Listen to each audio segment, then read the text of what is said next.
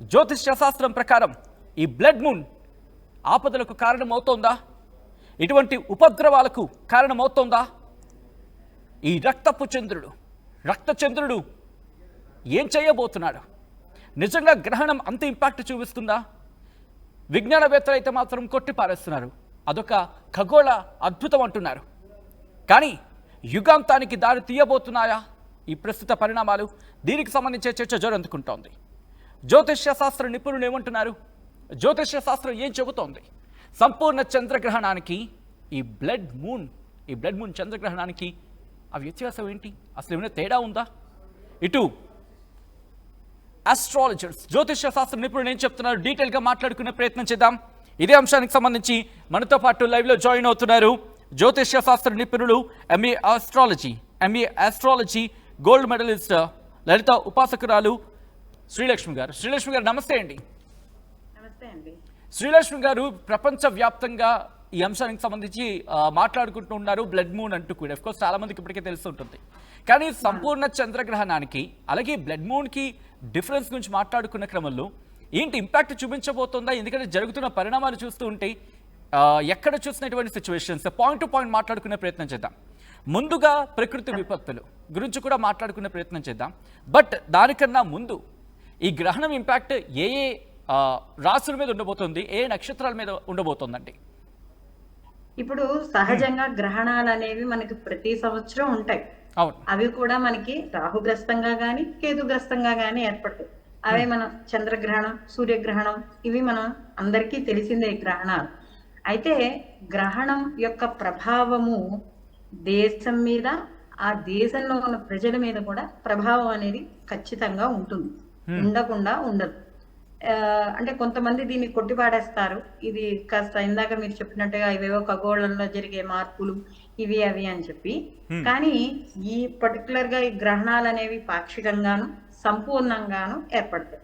అంటే కొంత తక్కువ సమయంలో ఉన్నవి, లేదా కొద్దిగా ఛాయ పడినప్పుడు కొన్ని ప్రాంతాల్లోనే ఏర్పడడం, ఇలాంటివన్నీ మనకి కనబడుతూ ఉంటాయి.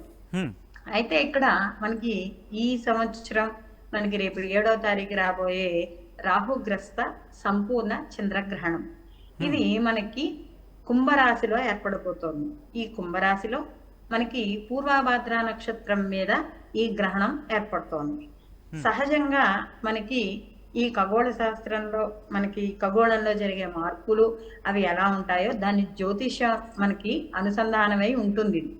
అయితే మనకి గ్రహణ గోచారం అని కూడా చెప్తాం. అంటే ఈ యొక్క గ్రహణం మనకి ఈ గ్రహణం ఏర్పడినప్పుడు గోచారంలో వీటి ఏ రాశుల మీద వీటి ప్రభావం ఉంటుంది, దేశ కాలమాన పరిస్థితుల మీద ప్రభావం ఎలా ఉంటుంది అనేది మనకి చక్కగా వివరించడం అనేది కూడా జరుగుతుంది.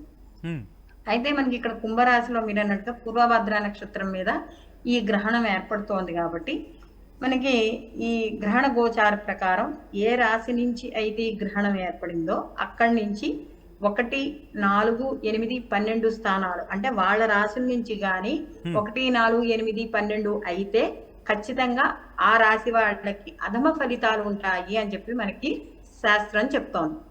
1, 4, 8, 12 రాశులు అంటే ఏమిటి? మనకి ఏ రాశిలో ఏర్పడుతుందో అది, అంటే మనకి కుంభరాశి, తర్వాత కర్కాటక రాశి, తర్వాత వృశ్చిక రాశి, మీన రాశుల వాళ్ళకి దీని ప్రభావము అధికంగా ఉంటుంది.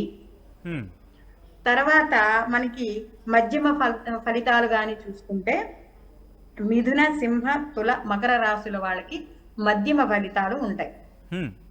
అయితే ప్రతి గ్రహణము కూడా శుభ అశుభ ఫలితాలను ఇస్తుంది. అంటే మంచి ఫలితాలు ఉంటాయి కొన్ని రాశుల వాళ్ళకి, కొన్ని రాశుల వాళ్ళకి అధమ ఫలితాలు కూడా ఉంటాయి. కాబట్టి ఈ యొక్క శుభ ఫలితాల్లో మేష, వృశ్చిక, కన్య, ధనుర్రాశుల వాళ్ళకి మనకి శుభ ఫలితాలు అనేవి కలుగుతున్నాయి. ఏమండి? అయితే ఇక్కడ ఈ రాశుల అధమ ఫలితాలు వాళ్ళు ఈ గ్రహణాన్ని చూడకూడదు. అంటే ఇందులో పిల్లలు గాని, పెద్దలు గాని, గర్భిణీ స్త్రీలు గాని ఎవరైనా సరే అధమ ఫలితాలు ఉన్న వాళ్ళు ఈ గ్రహణాన్ని చూడకూడదు. అంటే ఇక్కడ మీరు ఒక మాట అన్నారు, పాక్షికం అన్నారు, సంపూర్ణం అన్నారు. దీంతో పాటు ఆ రెండిటికి మధ్య వ్యత్యాసం ఏంటి? ఎటువంటి ప్రభావాలు ఉంటాయి? ఈసారి సంపూర్ణం కాబట్టి మీరు అన్నారు కొన్ని రాష్ట్రాల వాళ్ళకి సంబంధించి చాలా పీక్స్ లో ఉంటుంది, కాస్త లక్కీ మూమెంట్స్ ఉంటాయనే అర్థం వచ్చేలా చెప్పుకొచ్చారు. ఇంకొన్ని రాష్ట్రాలకు సంబంధించి కాస్త బ్యాడ్ డేస్ కింద మాట్లాడుకునే కొన్ని అంశాలు వాళ్ళకి ఇంపాక్ట్ చూపించవచ్చు అంటూ కూడా. సో ఎటువంటి ప్రభావం వాళ్ళు ఎదుర్కోవాల్సి ఉంటుంది, ఎటువంటి ఇబ్బందికర వాతావరణం ఉంటుందండి, అంటే ఎటువంటి దుష్పరిణామాలు ఎదుర్కోవాల్సి ఉంటుంది, లేకపోతే జ్యోతిష శాస్త్రాలు ఏమని చెప్పడం జరుగుతోంది? ఇప్పుడు ఇందాక మీరు ఒకటి చెప్పినప్పుడు ఇందులో చాలా మంది, అంటే కొన్ని నేను కూడా విన్నది ఏంటంటే ఏదో ప్రపంచం నాశనం అయిపోతుందా లేదా భారతదేశం సర్వనాశనం అయిపోతుందా, ఇవన్నీ ఉత్తుత్తి మాటలండి, ఏమీ కాదు. అసలు ఇదంతా కూడా అనవసరమైన మాటలు అన్నమాట. మనకి గ్రహణం వల్ల నాశనం అయిపోయేది ఏమీ లేదు, ప్రపంచం యుగాంతాలు అయిపోయేది ఏమీ లేవు. ఇవి ప్రతి సంవత్సరం వచ్చే గ్రహణాలే. అయితే మనకి కాలమా జరుగుతున్న పరిస్థితుల్లో చిన్న చిన్న మార్పులు కనబడతాయి మనకి. ఎటువంటివి? మన యొక్క దేశం మీద ఏవైనా కాస్త కొంచెం రాహుగ్రస్తం కదా. శ్రీలక్ష్మి గారు, అంటే వెళ్దాం, అక్కడ వరకు వెళ్ళే ప్రయత్నం చేద్దాం. బట్ నేను అడుగుతుంది ఏంటంటే కనుక, ఆల్రెడీ మీరు ఇందాక అన్నారు కొన్ని రాష్ట్రాల వారికి కాస్త ఇంపాక్ట్ కొంత పాజిటివ్ గా ఉంటుంది, కొంతమంది కొంత నెగిటివ్ గా ఉంటుందని చెప్పి. సో ఫస్ట్ దాని గురించి మాట్లాడుకున్న తర్వాత అప్పుడు మన రాష్ట్ర పరిణామాలు, తర్వాత దేశ పరిణామాల గురించి మాట్లాడుకుందాం. ఇక్కడ చూసుకున్నప్పుడు మొట్టమొదటిగా కుంభరాశి వాళ్ళకి ఏర్పడుతోందండి. కుంభరాశి మీద ఏర్పడుతోంది కాబట్టి వీళ్ళు సహజంగా ఆరోగ్య విషయాల్లో జాగ్రత్తగా ఉండాలి. ఓకే. అన్నిటికన్నా ముఖ్యమైన విషయం ఏంటంటే ఇక్కడ పాయింట్, గ్రహణం యొక్క ప్రభావము శుభమైన అశుభమైన 6 నెలల పాటు ఉంటుంది. ఓకే. ఏ తీవ్రతైనా, మంచైనా చెడైనా కూడా. సో అలాంటప్పుడు కుంభరాశి వాళ్ళకి అనారోగ్య సమస్యలు, అలాగే మానసికమైన ఇబ్బందులు, ఆందోళన, ఇలాంటివి కుంభరాశి వాళ్ళకి ఉంటాయి. ఫస్ట్ మనం బాలైన రాశులు మాట్లాడుకుంటే, వాళ్ళకి అధమ ఫలితాలు ఉన్న వాళ్ళకి మాట్లాడుకుంటే, అలాగే వృశ్చిక రాశి వాళ్ళకి గాని చూసుకుంటే చతుర్థ స్థానంలో ఏర్పడుతోంది కాబట్టి ఎవరైతే ప్రాథమిక విద్య వాళ్ళు చదువుకుంటున్నారో వాళ్ళకి, వాహనాలు నడిపే వాళ్ళు, అంటే వాహనాలు నడిపే విషయాల్లోనూ, ప్రయాణాలు చేసే విషయాల్లోనూ, అలాగే ఇంటికి సంబంధించి కొనుగోళ్లు, అమ్మకాలు, రియల్ ఎస్టేట్ వ్యాపారస్తులు, ఇలాంటి ఎవరైతే ఉన్నారో వాళ్ళకి ఇబ్బంది. అలాగే అంటే మనకి ఏదైనా ప్రాపర్టీస్ కొనాలన్నా, అమ్మాలన్నా విషయాల్లో జాగ్రత్తలు తీసుకోవాలి.